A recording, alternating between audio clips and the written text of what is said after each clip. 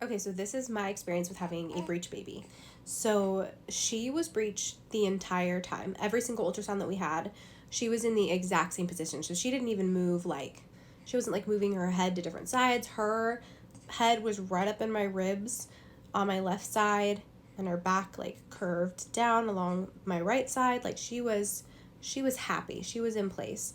And so by the time we hit like 35 weeks, my OB started talking about my different options. We definitely had to make decisions a little bit quicker because I was dealing with hypertension. And so we had to deliver at 37 weeks, which meant that if baby hadn't flipped by then, my options were kind of limited. So she did give me the option to do an EVC or ECV. I can't remember what it's called, but she did say that my chances for success were super low, mainly because she hadn't moved at all at that point. She hadn't shown any signs of like being head down in any way, and because it was still so early and my hypertension. There were lots of different reasons, and so that's why she suggested a C-section. I'm so glad we went with that. I was definitely worried about hip issues. I shouldn't have done it, but I Googled breech babies, and the type of breech that she was the breech where like her legs, most of the ultrasounds, her legs were like, both of her feet were like up by her head. So her legs were like folded straight up by her head. And so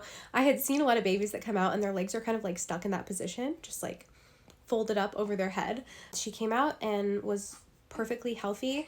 They still will do, she hasn't had her 2-month appointment yet, but they still will do some sort of another hip check. I think they do like a ultrasound or something on her hips, to make sure that there's nothing that they're not seeing on the surface. But her first couple of exams by the pediatrician went really well. She was legs up the whole time and didn't have any issues at all. So anyway, I hope that helped.